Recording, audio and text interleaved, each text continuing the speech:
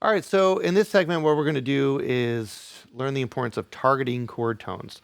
So remember all that work that we did going through these modes, saying all the scale degree numbers?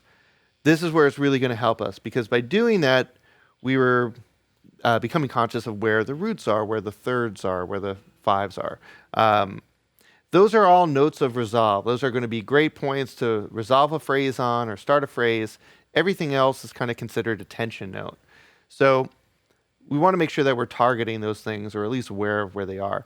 I've included a PDF of some simple kind of chord shapes that you could use as a template, so kind of a shortcut to visualizing these things. But if you did these things up and down a lot, saying the scale degree numbers, you're already there. You already know where they are. So here's a little shortcut. You could visualize these common chord shapes, like say an A minor bar chord, or a D minor bar chord, or an E7 or something like that.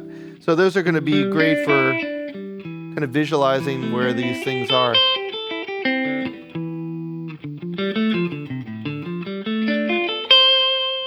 Okay, so what you do with them to kind of practice targeting them, is there some improvisational games you can do that are going to help train your ear and also help you find them quickly in these different little positions.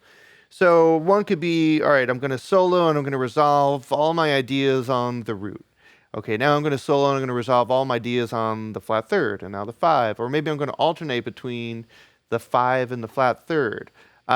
Doing these kind of things not only helps you target the notes and be aware of where they are, but these things also act as like an emulsifier that kind of connect the solo and make it feel connected, make it feel like everything is going together, because they are. You know, you're using a flat three over the one chord, and it might be a different note over the four chord, but the listener still hears it as a flat third. It's still sounding as a flat third. So it's something new and it's something familiar at the same time. So let's bring up a track, and I'll give you a little example of how you can workshop something like that. So what I'll do is I'll just pick the roots. So I'm just going to target roots. All my phrases will end on a root. All right, let's try that.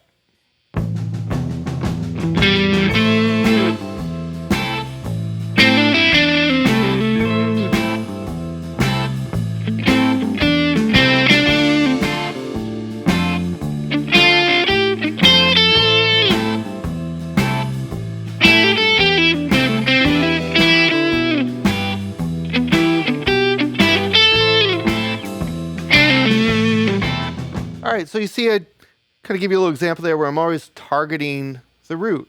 Okay, so everything kind of came back to the root and came home to roost on a root. Whether I was in D minor or E minor or A minor, I made sure that my phrases resolved to that. The other thing I was doing, I was like leaving a little space every time I resolved a phrase.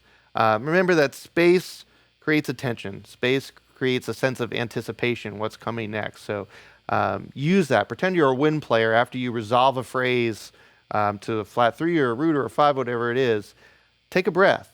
Pretend that you had to breathe through that phrase like a sax player would or a trumpet player would, and actually breathe after it. Leave a little space there. That's a good little exercise for making sure that your phrases feel separate and don't start to kind of morph into each other and become one long meandering run-on sentence or something. Okay, so let's move on to the next segment and check out some new ways we can embellish some of our melodic ideas.